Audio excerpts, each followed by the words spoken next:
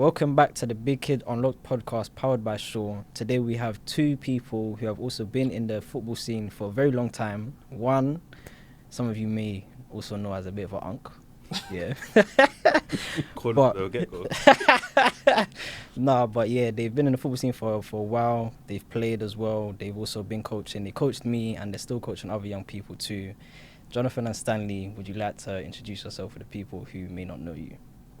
I like the way he looked at me. I can see my peripheral as well. As you said, my name is Jonathan. I am the program manager at Big Kid Foundation, where I also lead on Flag, so doing a bunch of work with different communities, schools all across London, working with different corporates, including like NFL UK, who are doing, who we've done loads of projects with, and coaching at different places. So coached at, don't even know if this guy knows some of the places I coached at. So I coached a little bit at my uni, so Staffordshire Stallions, coach at South London Renegades, where currently coaching now, coached at KCL Uni, done some coaching, obviously because of my job and the people that I know, done some in different various positions at Flag, did GB Men's, Contact, there's other places, but mine goes blank. But yeah.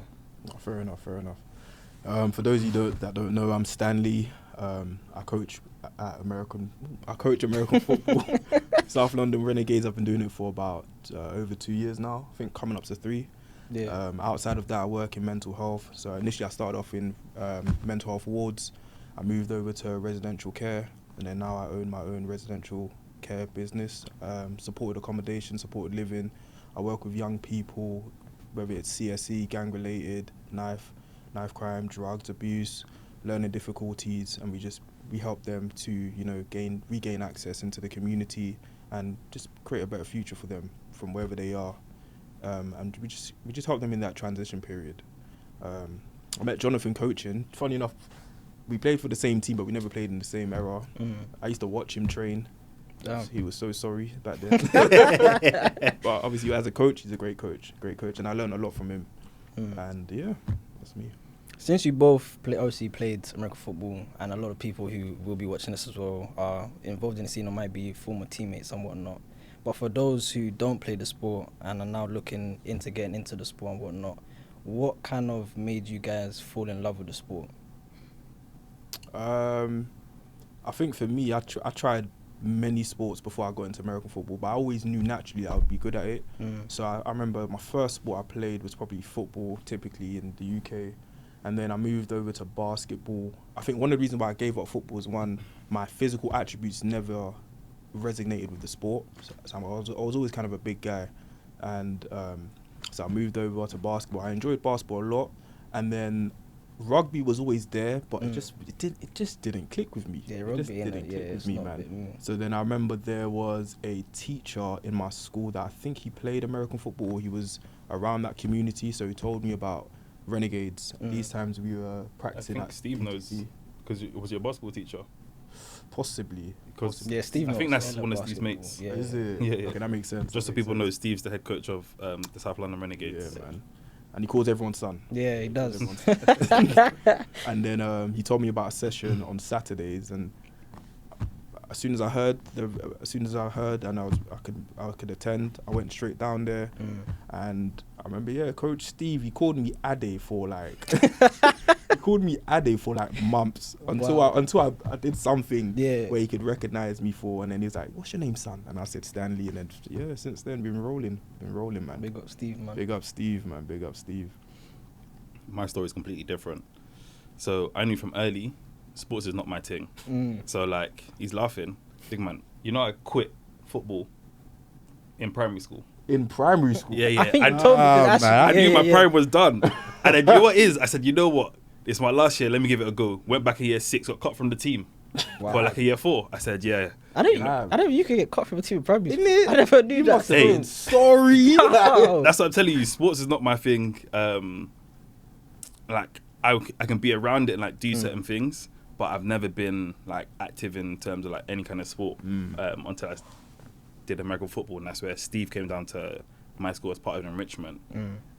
Started playing from there, so went down to, at the time, But the rugby pitch in Burgess Park, that was the trenches, boy. Yeah, that was the trenches, man. That mud. What? I used to come with 2 fits. Yeah. A fit to come Two there fits, and yeah. train, Yeah. and a fit to go home because 100%. you're covered head to toe in mud. Head to toe. That's- And like, there's no way I can go home. Yep. I think I come home with mud all over. Mum's not let me know. Yeah, my mom used to make me literally Yeah. change my clothes outside the door before I walked in. Yeah. So That's- like I said, my story is completely different. So I started playing sport properly and like getting involved like at 18. So like a lot of opportunities like you would know, I don't have that kind of like insight or like, oh, I can go here, because in my head it's like, in this country you only go pro for playing football, and then that's it. Anything else, it's some American or you've been some mad prodigy from like 4 and you're doing the mad thing. So my approach to sports has always been completely different, and like the way I see it and the potential that it can give you alongside like the soft skills, completely different to everyone else, just because I was already an adult. So I also had to learn different skills. So like where you two would have grown up like playing football, basketball, whatever, I had to learn all those motor skills as an adult. So I'm like, I've already set, this is how my brain is set. Now I need to go and do this. I said, oh, this is mad. So bruv. you really had no coordination. Yeah, I've still got no coordination. Wow. Like, Nah, you all right? if you see the way, so people have commented, I'm exposing myself, bears. Hey, please, oh my days. People have said, yeah, like if you see the way I walk, it's like, this guy walks bare funny, you know? Like, I don't walk normal. Like, if you see the way I run, yeah, it looks like I'm almost like I'm about to fall over. Or do you walk on your tiptoes? No, like, I walk normal, but like, I've got like duck feet, so they're like putting out. Oh, like this? Like, yeah. So they're just putting bare out and all sorts. Or like you lot see me catching inconsistent bears. I've been playing the sport for like, what, 10 years or whatever it is. So like where you lot were catching like basketballs or like pretending to be goalkeeper, I was always the goalkeeper, G. Yes, It wasn't no, yeah, but you better get voted in. Nah. I got slapped in, bro. Hey, Like, that's- I'm there, and even then they're like, "Yo, we're gonna lose this game." You might let the goal in. Hey. Yeah, so it was peak for me. Nah, there was this one time I went to Jonathan's game. Yeah. Yeah. I can't remember who it was against, and I think it was Blitz. Yeah, it was Blitz. I think it was at Frimsey Park as well. It might have been after one of our games. yeah. He caught a pick in it, but it was the longest pick I've ever seen. He caught the ball, hit it with one hand, another hand, and Oh then no, it was worse than that because it bounced off someone else's hand. Yeah, then I bro. caught it. I said, "Yeah, cold." I did a move, did the mad thing. I said, "Oh," I bounced back. I lost 2 yards. Wow. Yeah. Joe was Wow. worst thing about that game, yeah, is at the time, I think that was the first time any of these lot were ever going to see me play. But I'm thinking, blood, don't put me in this game. I had just come off COVID. I didn't have any like serious symptoms, like thankfully. But I was like, even random, like, yo, this is mad. So I told them, yo, keep me out of the game until like the second half, or if you need me. First quarter, they're like, yo, we need you. Like, my man's not doing well. I said, oh, damn. Get to half time, I'm just thinking, guys, yo, my lungs, I haven't done this for like 2-3 weeks now. You lot need to like keep it calm. Yeah.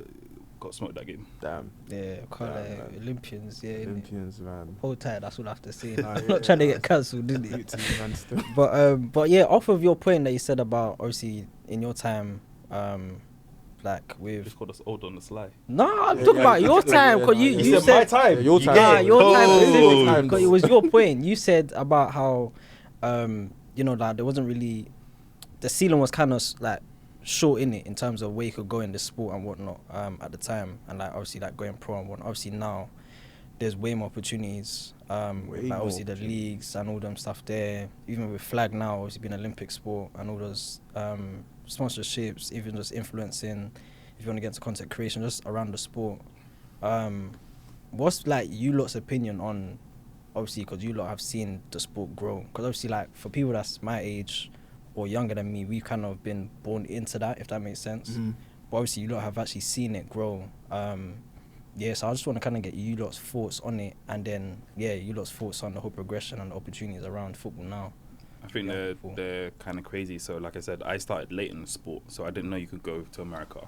So, this will probably would have been a bit before your time as well. Do you remember the David Beckham Football Centre? I think it was in Greenwich or something. Rings a bell. It was like a big indoor I think it rings a bell. AstroTurf that they had.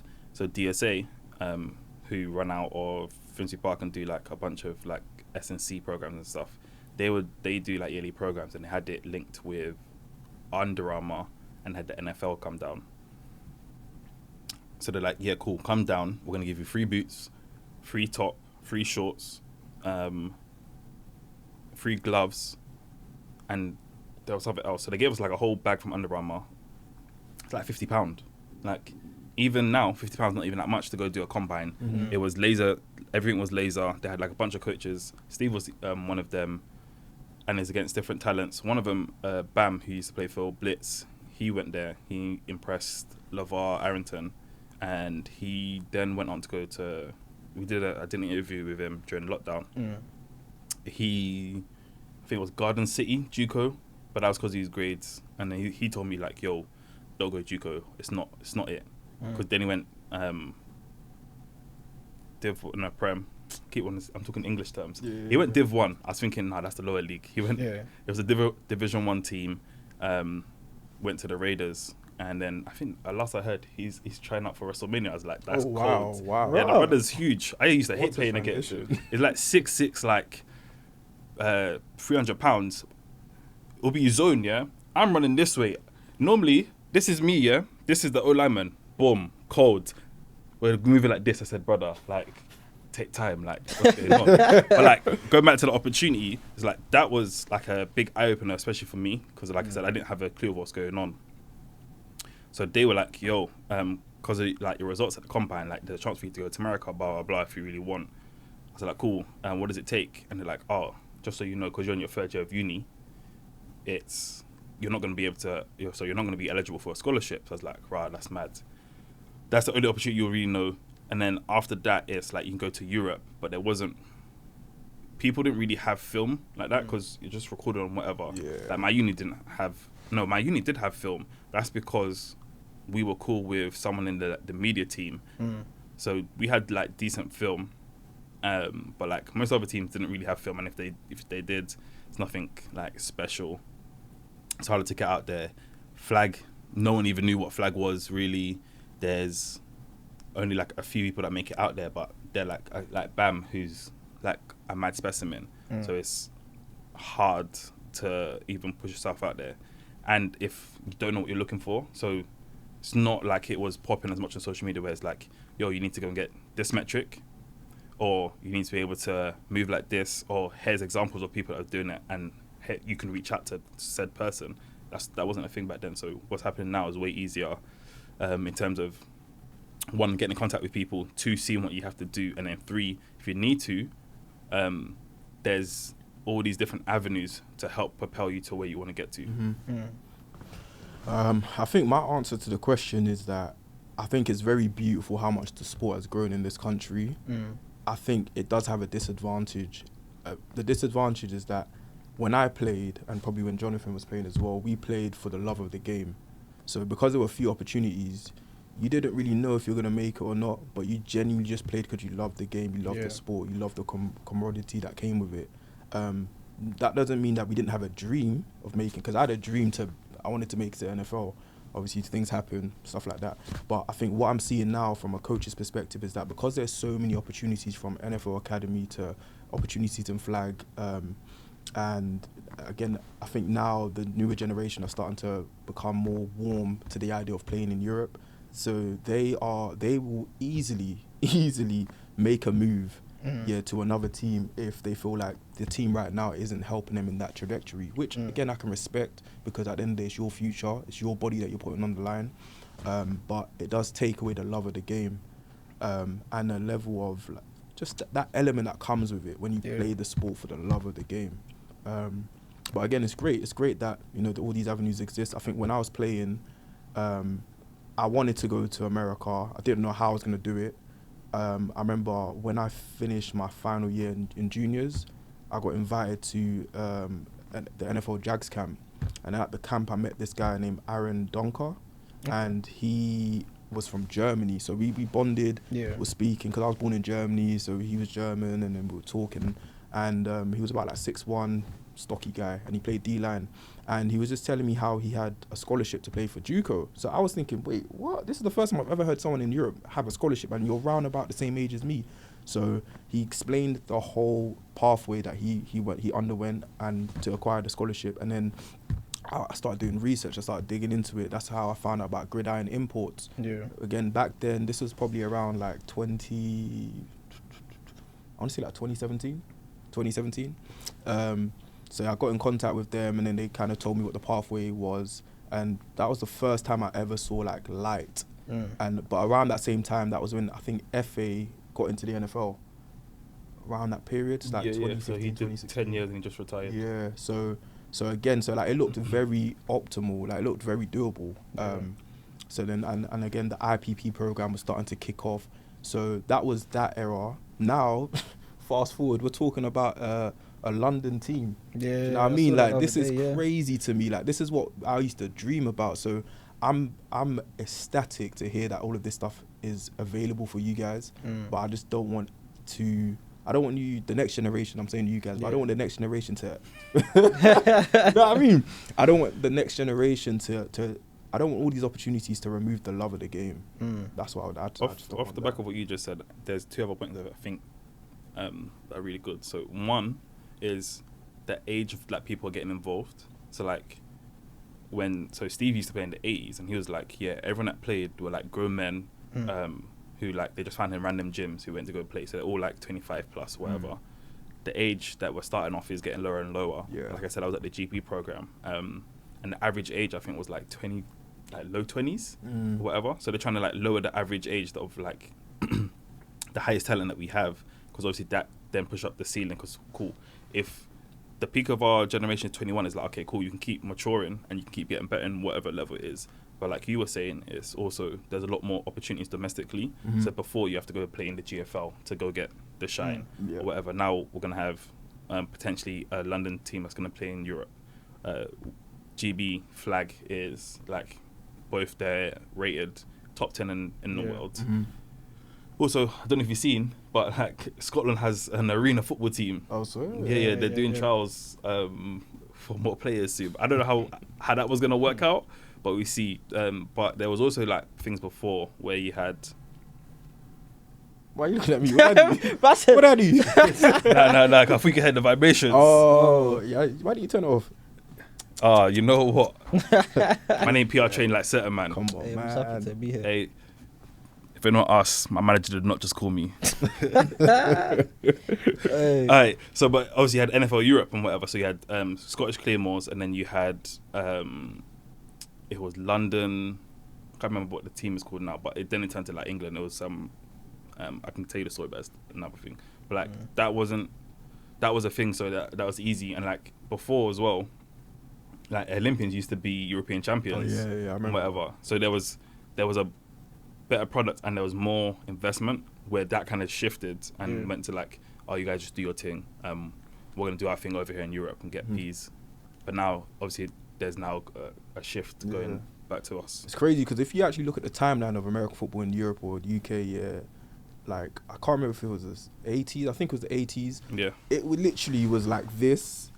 And then Steve told me he played in the Bud Bowl. Yeah, they had NFL Europe and stuff like that. So one of my old coaches, Coach Wiley, he played for NFL Europe.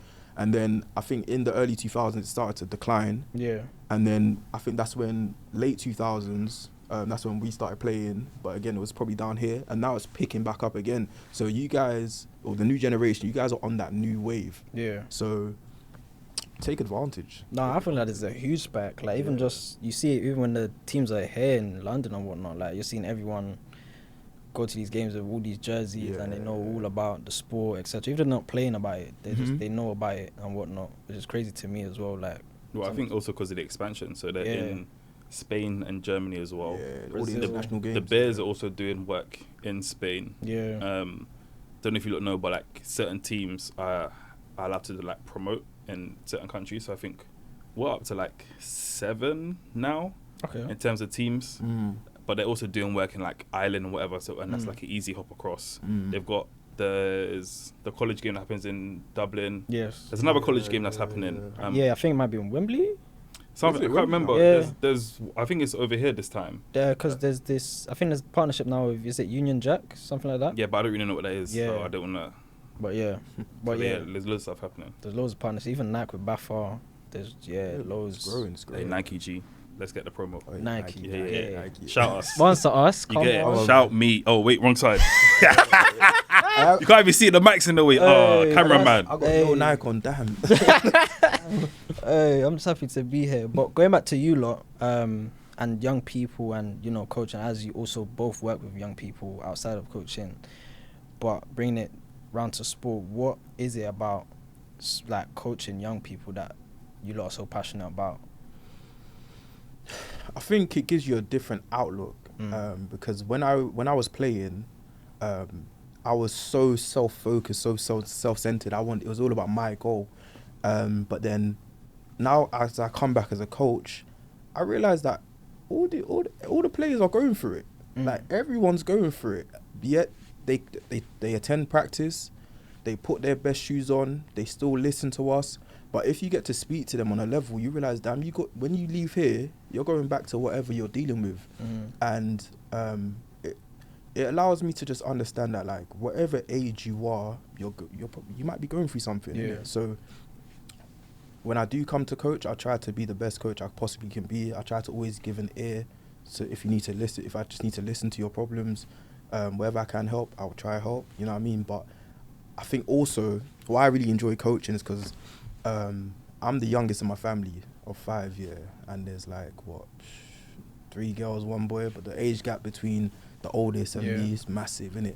And I always wanted a younger brother. I kid you not, man. So when I'm coaching, I can't lie. I can't lie. I like it. I like it, man. So when I'm coaching you, the players, you might not like my little brothers. Legit, you might not like my little brothers. But obviously it's difficult because I want you guys to be my little brothers, but I still have a job to do, which is coaching. So just obviously just finding the balance. The balance, man. It's all about balance. Anything you do. So I really enjoy it. I don't like losing, obviously, but we're gonna make that. You know what I mean? We're gonna fix that this season. Shout out Renegades. Shout out Renegades.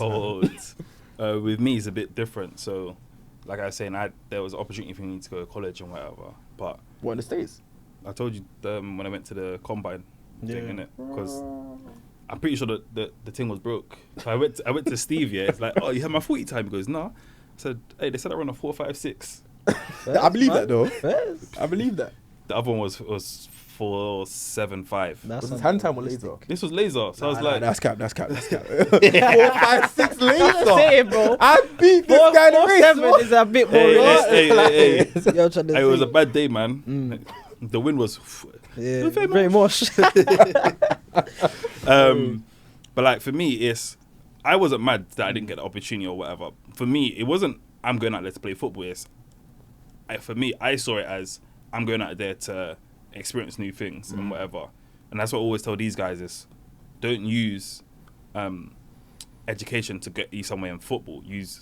Go the opposite way. Use football to get you better education. I tell these guys all the time, there's all these guys in the NFL, they've gone to different colleges. Like, you can't be dumb to go to those places. And a lot of them use their degrees outside of that. So, for instance, like, I can't remember his first name, Sherman, the corner. Sherman. Yeah, I was going to say Patrick. I was like, that's not him. No. You're talking about certain Patrick Peterson. Yeah. That's who I was thinking of. So, he did, I can't remember his full name, but he did, like, a degree in, like, communication. Now, obviously, he's doing stuff like NBC and all this other stuff. Or like he even have like Von Miller, he done like poultry sciences and he's got like his own chicken farms and whatever. So you can use that to get yourself like a side hustle or whatever it may be. Because all these guys don't realize is average career is 2.5 years, 3 years in the NFL. After that, what then? You also got like, especially in, they call it global majorities now, aka ethnic minorities, there's like a high proportion of them applying for bankruptcy within the 5 years of leaving the league. Wow. So that's crazy. But for me, it's like, cool. I'm here to say, like, that, you know, like, it's gonna be fun. Like, if it's not fun, don't play. It's not worth all like the mad things or whatever. And like when you get to the next level, it's like, oh, every day I'm depressed or whatever it might be because I'm just here because the money or because I wanted the fame or I thought it was gonna be this, but it's not that. So make sure it's always fun. That will help you progress in whatever it is. And also for me, it's like, then we have like jokes and whatever it is in the session. On top of, that's a good way for you to intro your boys to come down, whoever it may be, and then do like what you're saying. It's like you can be an air for that person because who knows what you're going through. We might have gone through the same things. We can have a chat, or it's like, okay, cool. I don't know how best to help you, but like, here's Stanley, go chat with him. Yeah, man. And just to piggyback off what he said, is that like, I'm a big believer in paying it forward. like whatever you do, pay it forward, because obviously God blesses us, and it's good to pay it forward. And I remember my time at Renegades. I had great coaches from like Coach Steve, Coach Hammer, RIP Coach Anthony, and they helped to mold me at a very formative age. You know, like I was between 16 and 19, growing up in Peckham. Like you can be pulled left, right, and centre easily. But then having great role models around you, guiding you, making you become a more disciplined person. They see your potential and they're pushing you that direction is very crucial. And for the longest time outside of American football, I think even like when I went through my injuries and stuff, I kind of just gave up on the sport. But Coach Steve always used to ask me to come back and coach.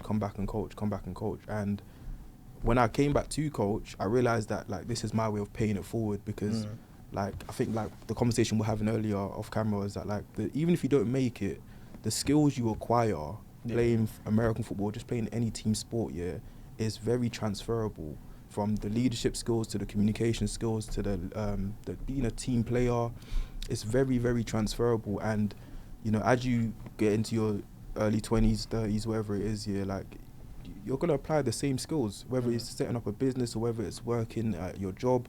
Those skills are very transferable and they'll help you. So it's good that as I've acquired mine, let me pay it forward.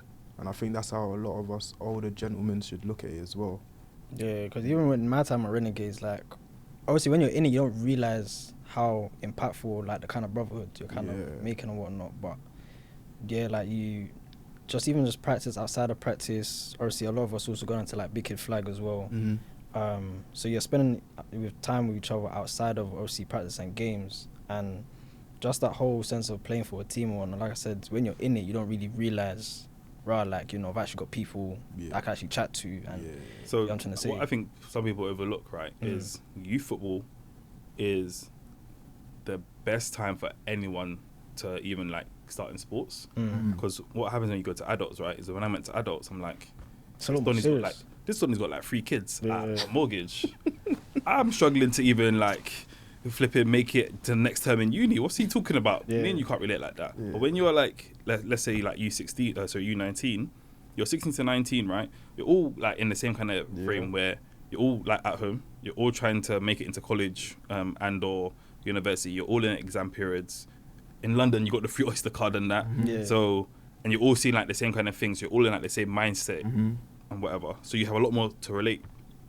And that helps build that bond. And that bond can, like what you were saying, you don't realise, like, actually, like, I've got boys from there, whatever, and, like, we're boys for life. When, like, you get to adults, it's like, you be 19, there's, like, a 35-year-old all on the same team. Like, you can be cool, but the bond isn't going to be the same as what you get at, like, the youth level. Yeah, man. It hit me when I was playing in uni, man, because the bond I had at Renegades, I thought I was going to have that in uni. And then uni was just, it felt like an unpaid job. I kid you not, man. I liked my experience there, but it just felt like an unpaid job, and I didn't really connect with my players. So, and it just had me like just missing the nostalgia of Renegades. So that's why, like, if you're in Renegades or if you're in your youth era now, enjoy it. Enjoy it, man. Yeah, because you're also in like all the same areas, so you're all you're all probably growing up seeing the same kind of things. Yeah, man. Or something similar way of uni.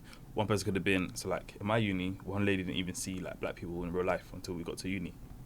Like, said she only saw them on TV. What? Wow. Where is this?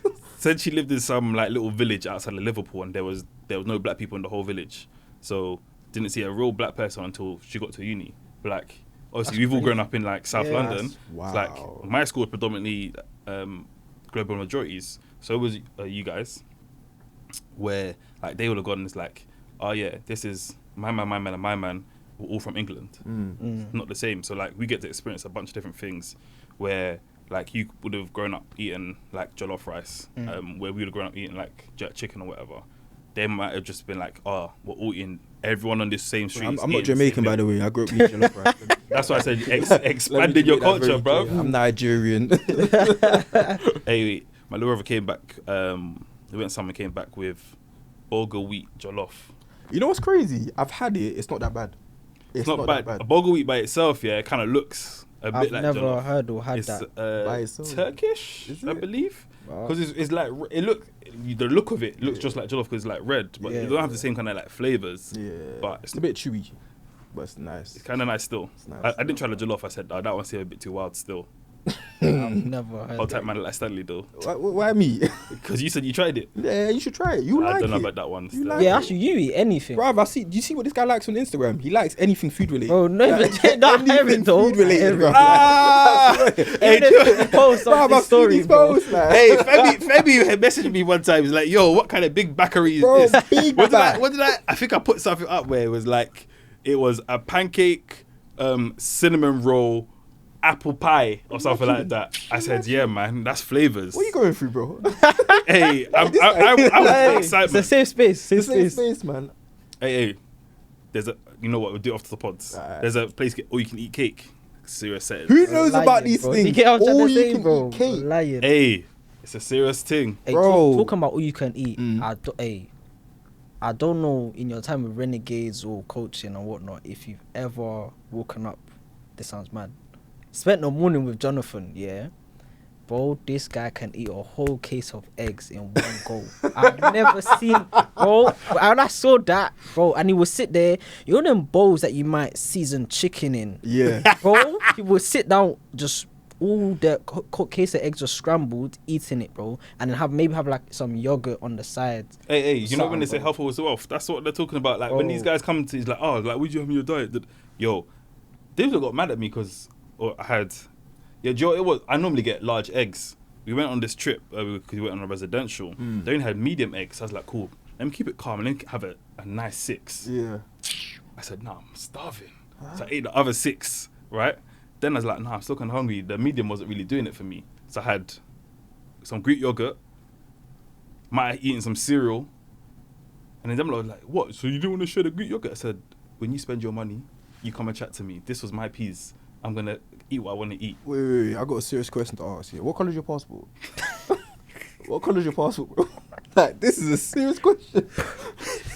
Bro, Man thinks I came in a Ghana bus. Go back. I What are you think talking about? so, bro. Like, what Bro. do you mean? Like, I tell you, bro. Yo, even I think so. We had Secret Santa in it for Yeah. Big Kid, yeah. This guy's I violent. got him. you got all the juice, you know. Hold on. Not this year. The year before, innit? Mm. I had him for Secret Santa, and I was over the moon. Yeah. So what I did, I got like a little. I think it was like a shoebox or some kind of box, It innit? was like a Christmas box. Yeah, but the way I wrapped it, it looks like it was something good. Like, you know when you open Christmas and you see a box, you're like, Bear in rah, mind, yeah, it's a £10 limit. So I'm picking up thinking, what the hell? This is You mad get it? heavy, you know? this is something good, bro. I packed in 3 case. I think it was either 10 or 15 eggs. I knew it. Bro. I knew it. Slapped it in. You was there, happy in bro. it? Yeah. Come on. by the next week, they were all gone. What do you mean? Do you The get, next bro? week- the And I next bought in week. 3 cases, bro.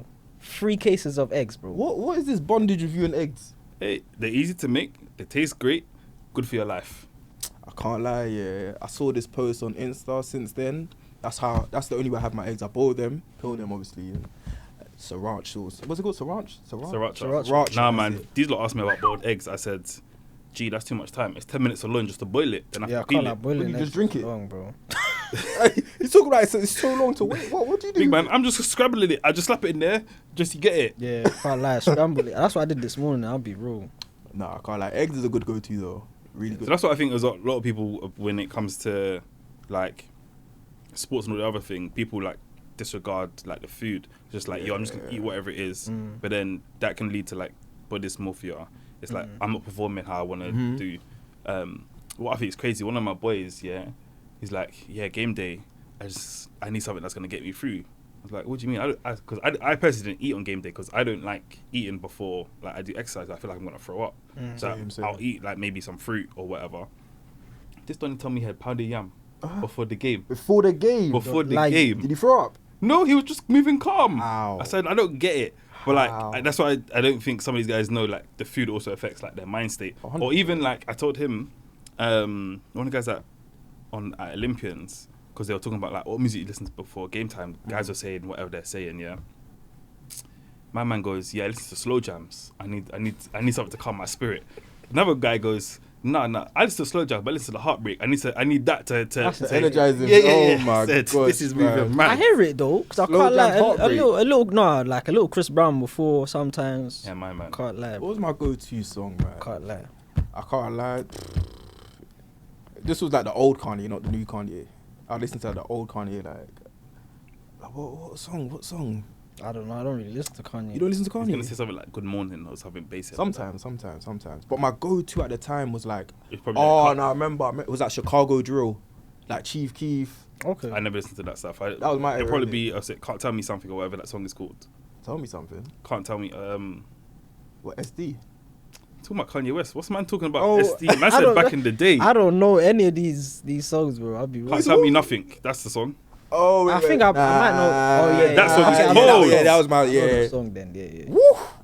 Trying to get me amped, man. Wow. Bro's ready to go right now. Look at my legs just shaking, man. Hey. Hey, you're Wow. retired for a reason, G. I Keep it that know, way. man. I know, man. Wow. That man was, because I told you I'm at Warriors. Mm. That man was like, yo, like since we might be going pro, we're going Europe. Yeah, man. I might get my helmet, get my pads. And they look at me and say, oh, so what, you getting yours? I said, G, I'm retired for a reason. Let's keep it that way. Keep it that way, man. I feel like once you retire, there's nothing that's gonna bring you back in this country. Nah, bear of them keep coming back. Who? Do you know what I mean, man? I know. Ivor doesn't I've seen count. Bear Ivor Man doesn't retire count. and then unretire for Yeah, Warriors as well. so you've met him, but I don't know if you know who, like Roland. He's like an Olympians legend. This guy retired like 3 times. And he's thinking, yeah, he might come back and play just for bants and like Div 1 or Div 2. He's like mid-40s. What brings these guys back?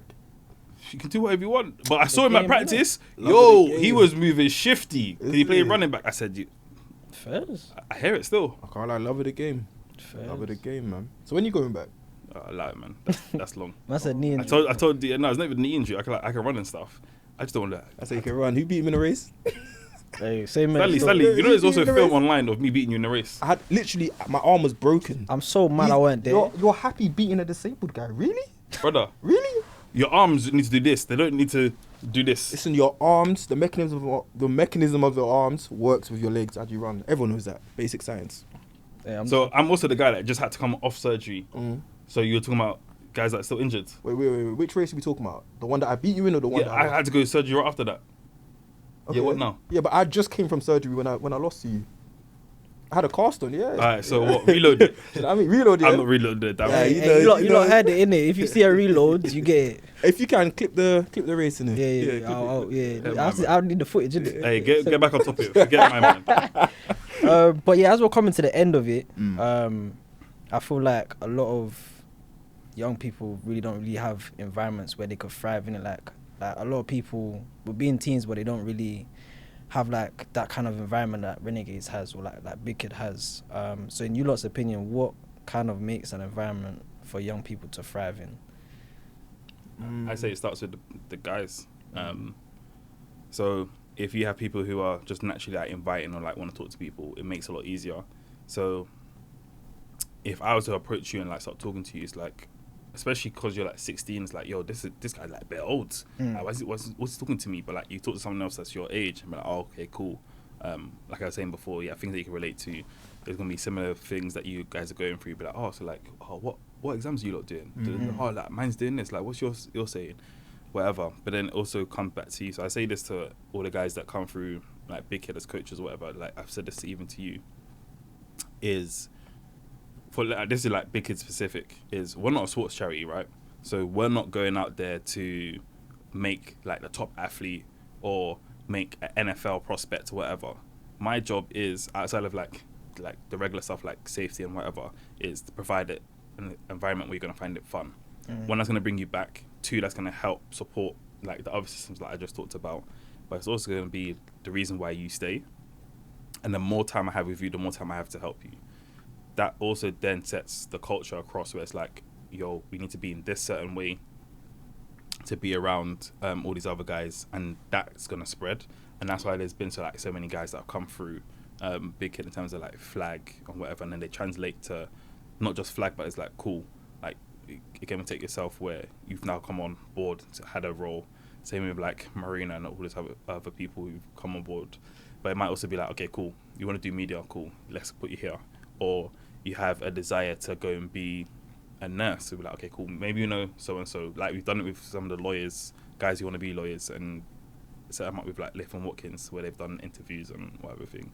And with Renegades, it's like you still kind of take that kind of thing, but we're trying to push you guys to actually like, yo, your job here is to be the best of the best, and we're going to take that to the championship. So we have to find a way to mesh, one, you having fun, and two, bringing out the best in terms of your physical and mental attributes to help you excel in this sport. So that is where it gets kind of like tricky, because you're in this dichotomy of where I can move mad and that can help, that can push you, but that's going to push you away in terms of football, in terms of the team, and not push you forward in terms of football. So you have to find like the nice balance. But what again is, we've always been blessed with like there's always like good kids, and they always bring like the right kind of vibe. There's also like there's kids who may have like troubles at home, and it's like what we were saying earlier is we can find a way to help support you, whether it's not you like we talk with you or we refer you to so and so, whoever it might be, and just helping you off the field can then help you on the field. Because once you have all the pressures that may be in your mind, like float away or whatever you want to say, it'll free you up to be like, okay, cool, now I can go and perform. Maybe I can go focus on this. So that's why, like, Stanley's done it, I've done it, where we'd be like, okay, cool, we're going to go, say a little bit after practice, we can help you out to do this. Or we talk about how my man broke his arm, taking guys to the gym. So like, we'd be like, yeah, cool. Is that what you're doing, yeah? Hey.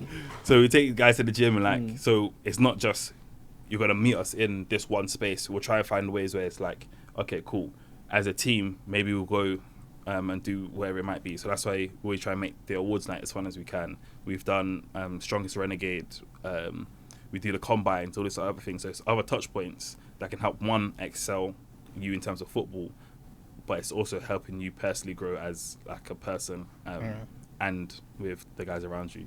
Yeah, I think you know what it is. I think like life as a whole is competitive. Like from school to work to business, it's competitive, isn't it? So when you're part of a team sport, or when you're part of Renegades, I think we try to cultivate a healthy environment where you can compete amongst the team. Yeah. And like me personally, after practice, I had one of my teammates. He would always run ones, and like he wanted to cook. So he's a DB, but he played wide out as well. Yeah, and we'll be running ones. He might cook me, I'll cook him. I might lock him down, he'll lock me down. Yeah, and that was just our team. Yeah. So we were always competing. Even in draws, we're competing. And the thing is, I think there's two different types of players. There's a player that comes just to participate, and then there's a player that comes to compete. Yeah. And when you have players who come to compete, then you're closer to winning. But when you just have players that want to participate, it's harder, but it's still doable. And the reality is that we want players that want to compete and want to participate, because we're not trying to exclude anyone. Because at the end of the day, you're still a young man that could benefit from this program. Yeah. But if you come and you just want to be a participant, then we're going to have to shift you to become someone that wants to compete. And because if you have an environment where everyone's competing, you're going to push the person next to you to be better. Yeah. And if you're pushing him to be better, the other person's going to feel the need to be better as well. So he's going to jump on board, and then you have a winning culture. So I think that's the way how I see we try to help young people thrive, because if you can ignite that competitive spirit in your team, it will trickle into other aspects of their life. Yeah. And that's just one quality. Like there's many more. What you got? I was just gonna agree with what you said. So like in terms of like the mindset, you don't necessarily have to like switch the people's mindsets. It might just be like you get this person with the certain mindset, and they're the ones that motivate them. So it's more, peer pressure sounds mad, but it's more of like a friendly pressure. So it's like, cool, we want to do this, right? We're all in agreement that this is our goal. This is how we're going to get here. And like what I was saying, we'll do extra stuff with them. And like Stanley's story is like, they'll be like, cool. There'll be loads of times these that have said, oh yeah, I was in the park with so and we're practicing. Or like, is there any extra sessions that we're doing? Whatever it is. And what they don't realize is that making that bond helps them not only on the field but off. It's like, okay, cool. Like I know I can like trust so and so, and like this is the person I can confide in, and whatever. So you're building their like trust circle, as well as other factors like, okay, now I have to learn to communicate with other people. I have to learn how to be on time, because if not, we're going to miss whatever it is we're going to go and do. Like, so what Sunny was saying earlier in terms of all these other life skills, they just learn it impromptu and they're not even realising it. Yeah. Cool. To end it off, with every guest, I always give like a quick fire. I knew I was going to do this. Quick fire, innit? It's not even a test like that. Do you get what I'm trying to say? Basically, so best player you've come up against. Me in the mirror.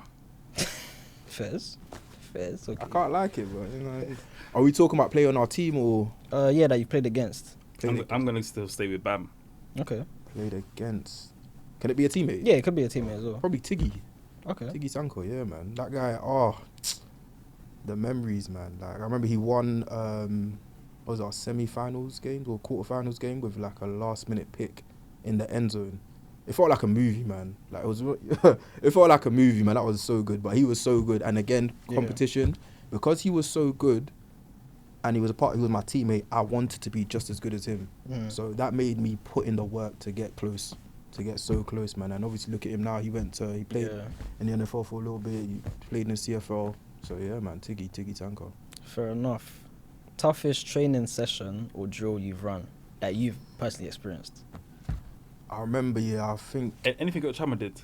That's what I was about to say, bro. I was just about to say that, I swear. So mind you, we had a coach named Coach Hammer. Did he ever say what it's called, the Coach Hammer? Nah. So when he first joined the Olympians, I think he did actually. They were in a practice and they're all like doing like 7-on-7 and it was contact. They just said, "Oh, here's some pads. You ain't got a helmet." He said he just went into the drills and started lighting up mandem, and they said, "What, with no helmet?" He goes, "Yeah, Hammer." I said, "Wow, this makes sense." Deep him, what? Man. Hey, that guy. So his fingers, were mad big. They were huge, man. We went on some residential. Well, we didn't go on a residential. We had to go play a team in Scotland. So we stayed over in some uni. I can't remember what it was.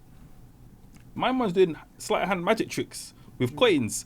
He just and somehow he switched the coins. And I'm just thinking, first of all, this guy's too big to be moving this quick. Man. Second of all, how does no one see what he's doing? Because this is mad. That's like one of his fingers. I'm just thinking... Yeah, nah, I'm sorry. And you know what's crazy? So he had this move he was trying to teach me, I feel like this guy studied Kung Fu once upon a time, because he used to do this thing with his palm. He'd be like, listen, it's not about the strength. Look. Just that little movement, But, my heart... I'd feel my heart at the back of my... It was peak. But anyway, the drill that he had us doing, I think it was one time I finished college, had training, it was like a weekday session, and then I must have had like a kebab or something. And I don't know if he knew I had the kebab or he didn't, but he just worked us. I threw up, man. Damn. I threw up everything. And even after I threw up, he still said, "Yep, run the drill." Like, he was on it, but he was militant. That's crazy. Yeah. Cool. Next Shout out one. to Coach Hammer, though. One word to describe coaching. I'm waiting on you, big man. Yeah, because you know what? I had some words, but like, that's not the words I want to use.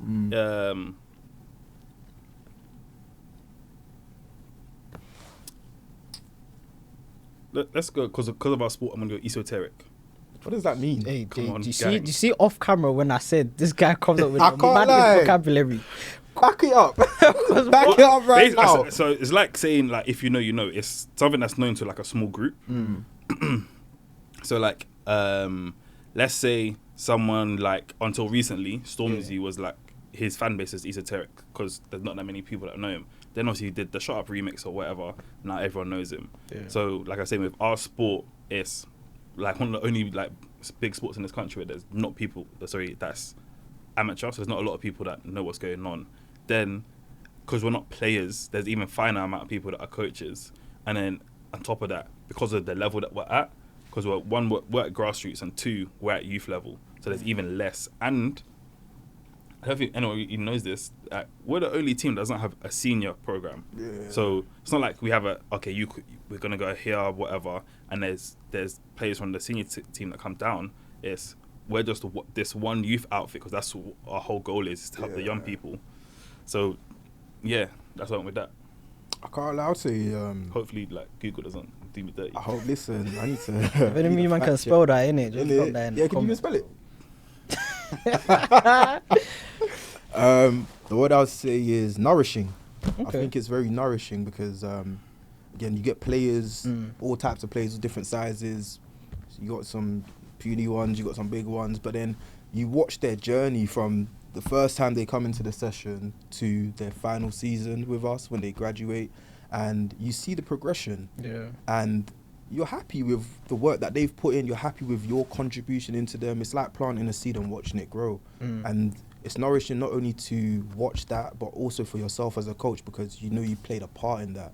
And it helps you to be better for the next. Yeah. So then, because like you've seen the formula worked for this one, it's not a one shoe fits all type of thing. Yeah. Because you get a player, they may look similar to the last player you had, but it's different. So you're just constantly learning. You're constantly developing, and yeah, I'll give the word I give is nourishing. It's nourishing, man. Okay. Well, thank you very much for coming on to the podcast. You guys have been great. This has been the Big Kids Unlocked podcast. But before we go, if you'd like to shout out your business again for Oh everyone yeah. watching.